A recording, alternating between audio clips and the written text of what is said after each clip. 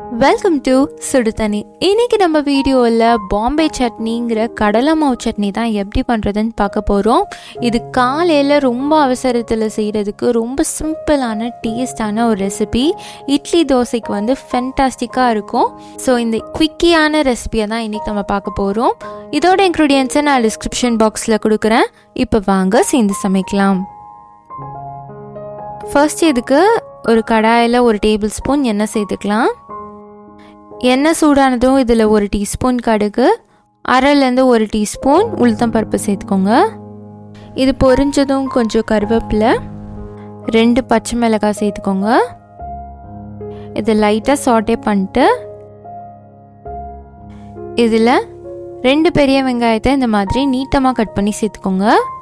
இது மாதிரி கட் பண்ணும்போது நல்லா வதங்கி வரும்.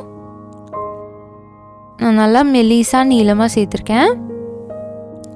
நல்லா டிரான்ஸ்பரண்ட்டாக வர அளவுக்கு நல்லா வதக்கிடுங்க. இதோட ஒரு 1/2 டீஸ்பூன் உப்பு சேர்த்துக்கலாம். ஸோ உங்களுக்கு வெங்காயம் இன்னும் கொஞ்சம் ஸ்பீடாக வதங்கிடும். இந்த வெங்காயம் நல்லா வதங்கினதுக்கப்புறமா இதில் 2 பெரிய தக்காளி நான் சேர்த்துக்கிறேன். வெங்காயத்தை விட இந்த ரெசிபியில் தக்காளி கொஞ்சம் கூட இருந்துச்சுன்னா அந்த புளிப்பு ஃப்ளேவர் வந்து ரொம்பவே நல்லாயிருக்கும். வெங்காயம் தக்காளி ரேஷியோ 1:2 மாதிரி வச்சுக்கோங்க. சேர்த்துட்டு நல்லா வதக்கிடலாம்.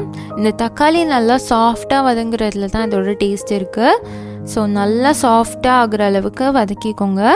இதோடையே நம்ம 1/4 டீஸ்பூன் மஞ்சள் தூள், 1/2 டீஸ்பூன் மிளகாய் தூள் இப்போவே சேர்த்துடலாம். சேர்த்துட்டு நல்லா மிக்ஸ் பண்ணி விட்டுருங்க. ஸோ இந்த தக்காளி நல்லா மேஷ் ஆகி வதங்கும் போதே நம்மளோட பச்சை வாசனை எல்லாமே போயிடும். அடுப்பை வந்து சிம்லேயே வச்சுக்கோங்க. தேவைப்பட்டுச்சுன்னா கொஞ்சமாக தண்ணி தெளித்து இதை நல்லா வேக விட்டுருங்க. இது இருக்கட்டும். இப்போ பார்த்தீங்கன்னா ஒரு 10 நிமிஷத்துக்கு அப்புறமா தக்காளி நல்லா சாஃப்டாக தொக்கு மாதிரி வதங்கிருச்சு. இந்த அளவுக்கு வதங்கியிருக்கணும். அப்போ தான் நம்மளோட கடலை மாவு சட்னி நல்லா டேஸ்ட்டாக இருக்கும். ஒரு தடவை நல்லா மிக்ஸ் பண்ணி விட்டுட்டு நம்ம கடலை மாவு சேர்த்துடலாம். 2 டீஸ்பூன் கடலை மாவை ஒரு பவுலில் சேர்த்துட்டு அதில் தண்ணி ஊற்றி நல்லா கரைச்சிக்கிறேன். இதை டைரெக்டாக நம்ம சேர்த்தோன்னா உங்களுக்கு கட்டி கட்டியாக அங்கங்கே இருக்கும். ஸோ தனியாக இது மாதிரி கரைச்சி எடுத்துக்கோங்க. அப்போ கூட அது ஃபுல்லாக கரையாது. ஸோ நான் ஒரு ஃபில்டர் வச்சு இதை ஃபில்டர் பண்ணிக்கிறேன். ஸோ கொஞ்சம் கொஞ்சம் கட்டி இருக்கிறதெல்லாம் இந்த ஃபில்டர்லேயே தங்கிடும். இது மாதிரி தண்ணியை மட்டும் ஃபில்டர் பண்ணி எடுத்துட்டு ஒரு தடவை நல்லா மிக்ஸ் பண்ணிக்கோங்க.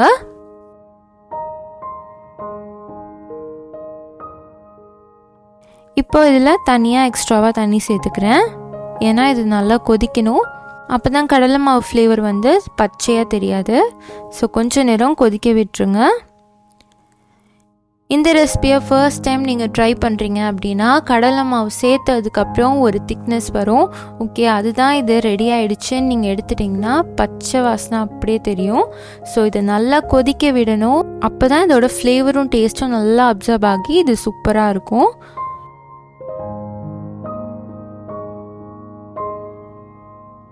நல்லா மிக்ஸ் பண்ணி விட்டுட்டு இது நல்லா கொதிக்க விட்டுருங்க. இப்போ பார்த்தீங்கன்னா ஒரு 10 நிமிஷம் ஆயிருக்கு.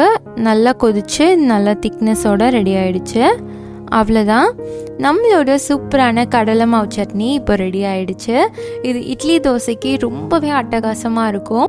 நீங்கள் நிறைய குவான்டிட்டி செய்யணும், நிறைய பேர் இருக்காங்க அப்படின்னா சட்னி நிறைய அரைக்கிறது கஷ்டம். அந்த டைமில் இந்த ரெசிபி உங்களுக்கு ரொம்ப ரொம்ப யூஸ்ஃபுல்லாக இருக்கும். ரொம்ப ஈஸியாகவே நீங்கள் பண்ணிடலாம். இந்த வீடியோ உங்களுக்கு பிடிச்சிருந்துச்சுன்னா லைக் பண்ணுங்கள். சுடு தண்ணி சேனலை சப்ஸ்கிரைப் பண்ணுங்கள். தேங்க்யூ.